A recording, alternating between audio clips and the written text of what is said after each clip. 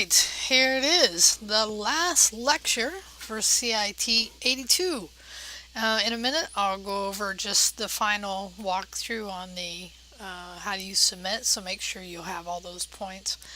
And then again, I will be grading on the road, um, but hopefully I'll see some of your submissions Wednesday night, but if not, I'll see them Friday morning before I go into my stuff. And then I will have posted grades by that weekend. So make sure that you have submitted any, and I said this last time, so let's go ahead and in our class, our lecture doc, put this, is that if you have anything late that you want to submit to me, it has to get to me before Wednesday night at midnight.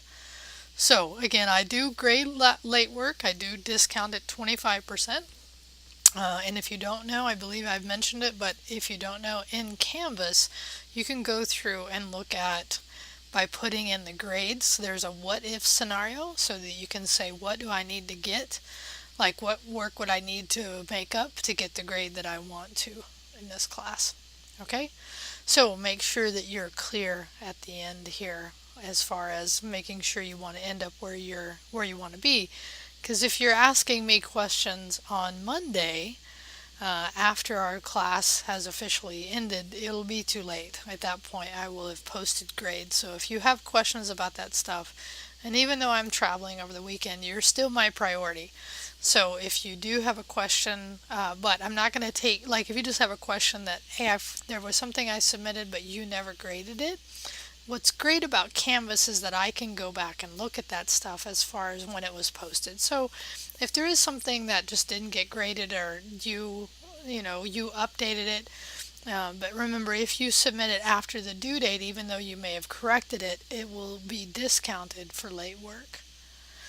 So make sure you're clear on all that, okay? Because asking me Monday, the 16th, as I'm traveling back to Fresno, is too late because I'll have to turn in grades by the weekend.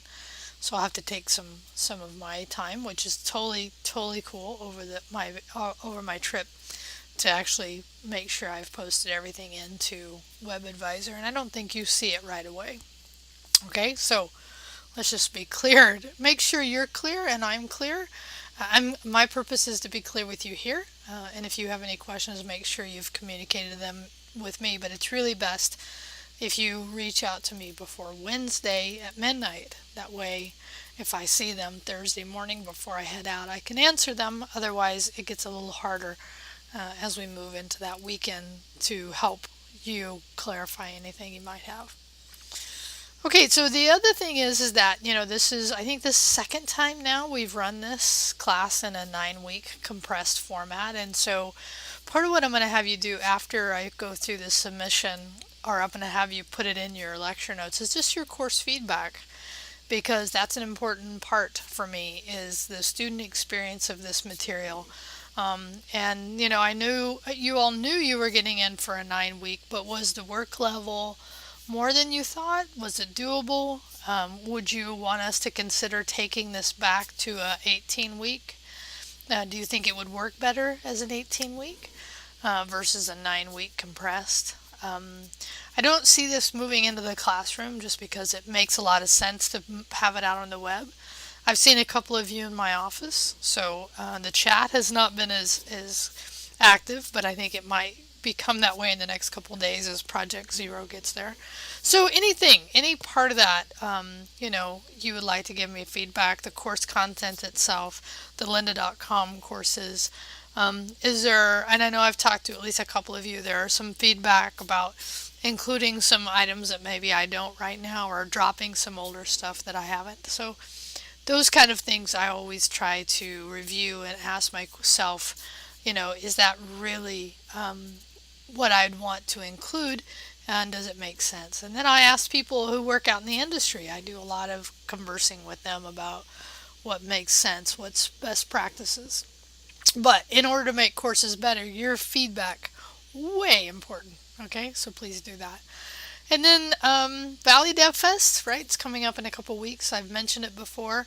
The first price increase has happened, so we're into the $30 For a full day conference, still I think a great deal because we give you, we're going to give you some food.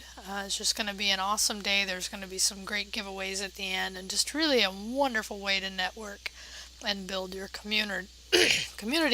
A really important part of this industry, really any industry you're going into, is building your network, building the people you know, the people you can reach out to. So really can't say enough about building your own, network of professionals, people in the industry, enthusiasts, whichever part of that. So keep that in mind. So valleydevfest.com. So let's just move to the Project Zero and take a look here. Okay. So I've gone over most of this. I did do just a little bit of update even since the last lecture or class topics that I had you guys do. But what I ended up doing here was, right, going over, well, this is not new, right, the 200. So your index page has got to have some original content on it. Question might come up is like, what content would that be? It'd really be kind of your summary of your site, right? Maybe why you chose the topics that you did, or just your general experience could be in here as well, or maybe where you're going in this path. Is this a path you're professional? You anticipate going out into the industry? What's your goals? Could be something you'd put in there. And then for each of those menu, right? So 4 to 5. Most students do 4 menus, so items, and then within those you would find 20 different topics, right, that would then be subpages within them. But it's only on that main 4 to 5, so guessing 4. Some of you might have 5, I shouldn't say that. You'll have 150 words on that page that is original content for kind of that topic area. And you can, as I've said, link your subpages in from the content, or if your template has a menu, a drop-down menu, you can do that as well. Okay, so that's you can see the points for that, and then of course you have to upload to your GitHub pages. And I've actually changed this. Actually, I didn't change this. I said, and you'll see this when I show you the draft of how you submit, but also give me a link to your sitemap graphic. You can include that sitemap, and so that's where we went and did the drawing.google.com, and I originally just had you do the 4 to 5 categories, and I believe this time in the lecture that you're completing, that happens to be tonight on Monday, I'm having you go through and fill that out some more.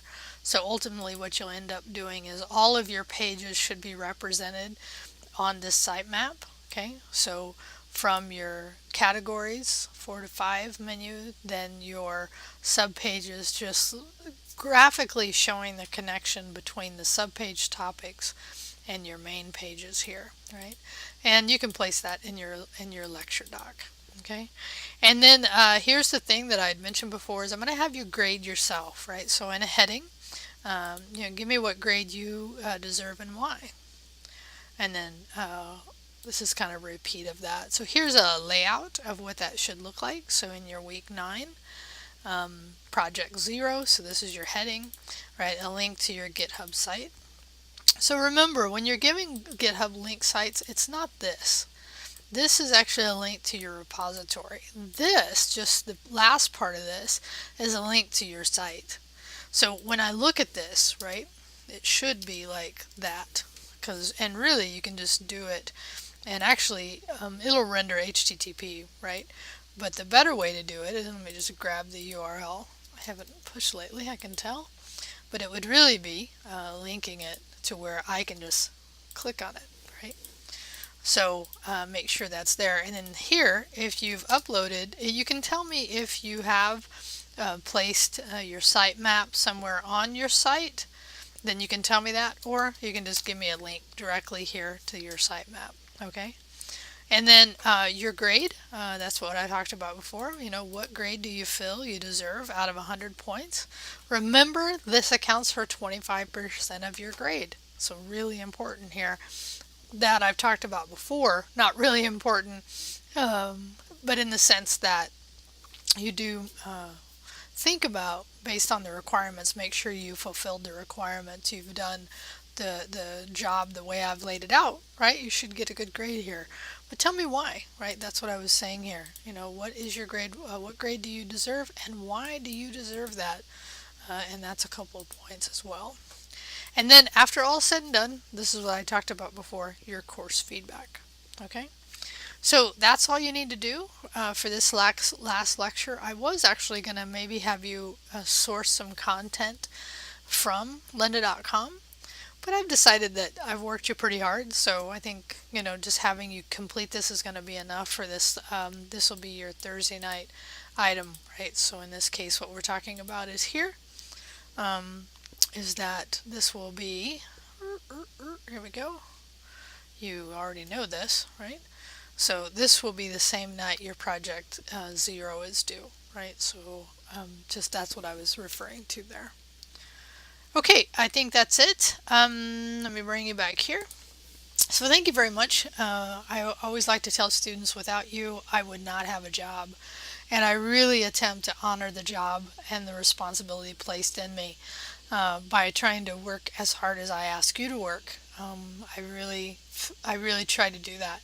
And I hope you've experienced at least some of that, some level of that I do take this serious. I do attempt to be the best instructor I can be. But as with anything, we can always learn. We can always grow and become better people.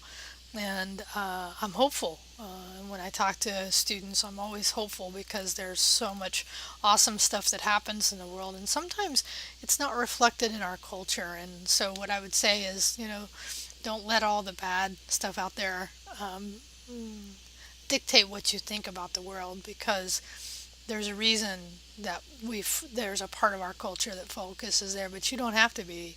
It's good to know what it is, but it's not good to focus too much of your attention on it, because you have a choice. You have a choice in what you let into your life and what you let into your brain. So do that.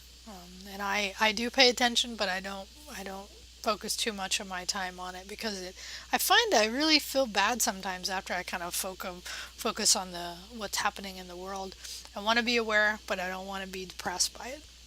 And it's just, life changes all the time. We live in a really connected world that we see a lot of the stuff that happens, but there's also so much good that we don't see, because that doesn't pay often for people to highlight the really good stuff that happens in the world. Okay, enough of my speech. Enjoy. Hope you have the good rest of your semester. Talk to you later. Bye.